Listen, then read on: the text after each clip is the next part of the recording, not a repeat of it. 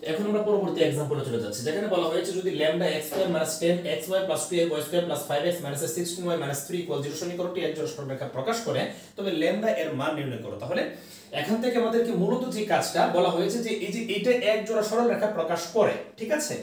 তো এখন এই যে এই জায়গা থেকে যে শুরুতে একটা চলক দেওয়া আছে, একটা অজানা রাশি দেওয়া আছে y ল্যামডা, তো এই ল্যামডার মানটুকু আমাদেরকে বের করতে হবে। তাহলে আমরা এই ল্যামডার মান বের করব। প্রথমে আমি লিখছি যে প্রদত্ত সমীকরণ এতকে সাধারণ দ্বিঘাত সমীকরণের সাথে তুলনা করে পাই। তো শুরুতে আমি এই কথাটা লিখে নিয়েছি যে lambda x square - 10xy + 2y square + 5x - 16y - 3 = 0। এই যে সমীকরণটা আছে, এই সমীকরণটা হচ্ছে সাধারণ দ্বিঘাত সমীকরণের ফর্মে কিন্তু আছে, মানে চেহারা কিন্তু সেম। তো এটা আমি বললাম যে এই সমীকরণটাকে সাধারণ দ্বিঘাত সমীকরণ যেটা আছে, সাধারণ দ্বিঘাত সমীকরণ কি আমরা প্রত্যেকেই জানি, এর আগের থিওরিগুলোতে আমি বারবার বলেছি ax² + 2hxy + by² + 2gx + 2fy + c এইটার সাথে আমরা তুলনা করে পাই। আমরা যা যা তুলনা করে পাবো আমরা সেই বিষয়গুলো এই জায়গায় লিখবো, ঠিক আছে। আচ্ছা দেখেন, এখানে যদি আমরা এর সাথে মানে এই যে ax² আর ল্যামডা x² এই দুইটা জায়গায় যদি আমরা কম্পেয়ার করি তাহলে x² বাদ দিলে a ইকুয়াল আমরা কি পাবো? আমরা পাবো যে a ইকুয়াল হচ্ছে ল্যামডা, তাই না? ওকে, আচ্ছা এরপর দেখেন এই যে 2hxy আর মাইনাসের 10xy, তাহলে xy বাদ গেলে থাকে কত? 2h ইকুয়াল থাকে মাইনাসের 10, তাহলে h ইকুয়াল কি থাকবে? মাইনাসের 5, তাই তো? তাহলে আমরা এখানে লিখে নিচ্ছি h ইকুয়াল হচ্ছে -5। খুবই সিম্পল বিষয়। এরপর আমরা এই 3 নাম্বার পদটাকে কম্পেয়ার করি, y² বাদ দিলে b ইকুয়াল, b এর জায়গায় হচ্ছে 12, তাহলে b ইকুয়াল হচ্ছে +12। এরপরে x এবং x কে যদি বাদ দেই 2g ইকুয়াল 5, তাহলে 2g ইকুয়াল 5, সুতরাং g ইকুয়াল কি হবে? 5/2, তাহলে g ইকুয়াল হবে 5/2 এটা। এরপর হচ্ছে 2fy, তো y এবং y কে যদি বাদ দেই তাহলে এটা আমরা কম্পেয়ার করলাম, এখন হচ্ছে এটা আর এটা y বাদ দিলে দেখেন 2f এর জায়গায় আমরা y এর সাথে পাচ্ছি -16, তাহলে f সমান কি হবে? -8 নিঃসন্দেহে, তাহলে f ইকুয়াল হচ্ছে -8 এবং সবশেষে c এর জায়গায় কিন্তু আছে যে -3, তাহলে c ইকুয়াল আমরা পাইলাম -3। তাহলে যে ইকুয়েশনটা দেওয়া আছে এই ইকুয়েশনটার সিমিলার চেহারা ইকুয়েশন হচ্ছে সাধারণ দ্বিঘাত সমীকরণ। আর সাধারণ দ্বিঘাত সমীকরণের সাথে আমরা এই প্রদত্ত সমীকরণটা কম্পেয়ার করে তুলনা করে আমরা এই মানগুলো পেয়েছি, a h b g f এবং c এই মানগুলো আমরা পেয়েছি, ঠিক আছে। ওকে, খুব ভালো কথা। এখন আমরা থিওরি 2 পড়েছিলাম যে এই অধ্যায়টিতে পেয়ার অফ স্প্লিটারের এই অধ্যায়ে আমরা থিওরি 2 পড়েছিলাম যে সাধারণ দ্বিঘাত সমীকরণ ax² + 2hxy + by² + 2gx + 2fy + c = 0 এক জোড়া সরল রেখা প্রকাশের শর্ত। সরল রেখা প্রকাশের শর্তটা আমরা এরকম পেয়েছিলাম, লাস্টের আনসারটা শর্তটা হচ্ছে del equal abc + 2fgh minus, আমি একটা টেকনিক শিখিয়ে দিয়েছিলাম, a থেকে f এর স্কয়ার, তারপরে হচ্ছে এই b দ্বিতীয় নাম্বার পদ থেকে এই g স্কয়ার এবং c এই 3 নাম্বার পদ থেকে এই 3 নাম্বার পদের স্কয়ার, তাহলে কি হবে? মাইনাসের এই যে af স্কয়ার, এই যে af square minus b g square minus c h square equal 0, মানে delta equal abc + 2fgh minus af square minus bg square minus c h square equal যদি 0 হয় তাহলেই কেবল সাধারণ দ্বিঘাত সমীকরণ, এই যে এই সমীকরণটা আছে এটা এক জোড়া মূল বিন্দুগামী সরলরেখা প্রকাশ করবে।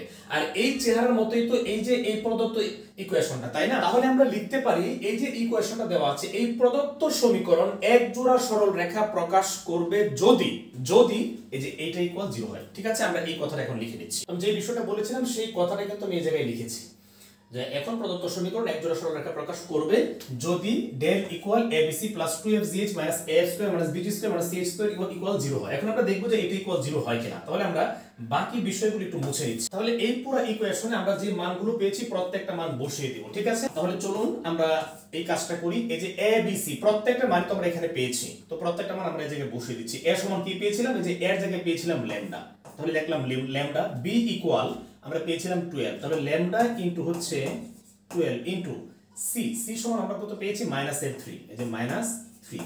এইভাবে আমি প্রত্যেকটা মান বসিয়ে দিচ্ছি। তারপর হচ্ছে প্লাস 2 ইনটু f সমান পেয়েছি -8, এই যে -8। পরে g সমান পেয়েছি কত? 5/2, এই যে 5/2 ইনটু h সমান পেয়েছি আমরা এই যে -5, এই যে -5। ওকে, তাহলে 2fgh এর মানগুলো বসানো কমপ্লিট হচ্ছে। এখন আমরা -af² বসাবো। a সমান পেয়েছি কত? ল্যামডা। f সমান পেয়েছি মাইনাসের 8, তো f এর উপর তো স্কয়ার আছে, তো মাইনাসের 8 কে যদি আমরা স্কয়ার করে দেই তাহলে কি হয়ে যাবে, প্লাসের 64 হয়ে যাবে। তাহলে আমি এখানে দিয়ে দিচ্ছি ইনটু 64, পরে মাইনাস বি জি স্কয়ার, বি সমান আমরা পেয়েছি এই যে 12, তাহলে যে 12 ইনটু জি স্কয়ার, জি সমান পেয়েছি 5/2, তার মানে এর উপরে স্কয়ার, এই জি স্কয়ারের উপরে যদি স্কয়ার দিই তাহলে 5/2 এর উপরে স্কয়ার, তাহলে 5 কে স্কয়ার করলে হবে 25 ডিভাইডেড বাই 2 কে স্কয়ার করলে হবে 4, তাহলে লিখে দিলাম 4। আচ্ছা, minus C H square, C সমান পেয়েছি আবার মাইনাসের 3, তো মাইনাসের 3, বিষয়গুলো কিন্তু খেয়াল রাখতে হবে খুব ভালো করে, ইনটু এইচ স্কয়ার, এইচ সমান পেয়েছি দেখেন যে মাইনাসের 5, তো মাইনাসের 5 কে স্কয়ার করলে কত হয়ে যাবে, প্লাসের 25 হয়ে যাবে, ইকুয়াল হচ্ছে 0। তো আমরা এক এক করে প্রত্যেকটা মান আমরা এখানে বসিয়ে দিয়েছি। এখন আমরা এটাকে যদি একটু যোগ বিয়োগ গুণ ভাগ ইত্যাদি করি তাহলে কিন্তু এখান থেকে চলক একটা মান পেয়ে যাব, সেটাই হচ্ছে আমাদের এই ইকুয়েশনে যে ল্যামডার মানটা চেয়েছে সেটা প্রমাণ, সেটা আনসার। তো আমরা এই কাজটা এখন করি, আমি এই প্রত্যেকটা জিনিস একটু গুণ করে দিচ্ছি। দেখেন প্লাসে মাইনাস 3 12 কত হয় 36 ল্যামডা। ওকে, এখানে দেখেন প্লাসে মাইনাসে মাইনাস, এই যে এই উপরে 2 এবং এই নিচে 2 চলে যাচ্ছে 5। এখন দেখেন এই যে এখানে এই তিনটা জিনিস একসাথে গুণ, তাই তো এখানে আছে মাইনাস, এখানে আছে মাইনাস, মাইনাসে মাইনাসে প্লাস এবং প্লাসে প্লাস এটা হয়ে যাবে প্লাস। খেয়াল করেন এই 2 এবং এই 2 চলে যাবে। ওকে, তারপর দেখেন এই যে 5 এবং 8 গুণ করলে 40 হয়, 40 এর সাথে যদি আমরা আবার 5 গুণ করি 5 40 হবে 200, তাহলে এখানে হয়ে গেল 200। এরপরটা দেখেন মাইনাস, এটা হচ্ছে 64 ল্যামডা, এই যে 64 ল্যামডা। তারপর দেখেন মাইনাস, আমরা 4 দিয়ে এই 12 কে ভাগ করলে এখানে হবে কত 3, 3 এর সাথে যদি আমরা 25 কে গুণ করি 3 25 75 75।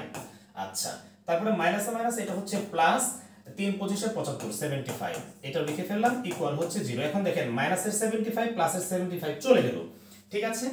ওকে, আর এখানে দেখেন এই যে মাইনাসের 36 ল্যামডা মাইনাসের 64 ল্যামডা যোগ করলে কি হচ্ছে মাইনাসের 100 মানে 100 ল্যামডা, এটা প্লাস কত, প্লাস হচ্ছে 200, এটা ইকুয়াল 0।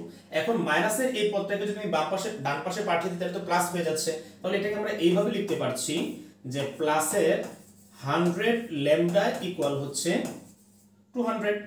ওকে, তাহলে সুতরাং ল্যামডা ইকুয়াল কি হবে, ল্যামডা ইকুয়াল হয়ে যাবে 2। 100 যদি ওই পাশে গিয়ে 200 নিচে ভাগ হয় তাহলে आंसर হচ্ছে 2। তো এই যে আমরা সবশেষ মানটুকু পাইলাম, এটাই হচ্ছে আমাদের এই অঙ্কের সমাধান। বলা হয়েছিল কি, এই যে ইকুয়েশনটা দেওয়া আছে ল্যামডা যুক্ত একটা ইকুয়েশন, এই সমীকরণটি এক জোড়া সরল রেখা প্রকাশ করে, তবে ল্যামডা এর মান বের করো। তো আমরা দেখলাম এক জোড়া সরল রেখা প্রকাশের শর্ত হলো এটা ইকুয়াল যদি 0 হয়, তো এটা ইকুয়াল 0 তখনই হয় যখন আমরা ল্যামডা ইকুয়াল 2 পাই, ল্যামডা ইকুয়াল 2 হয়।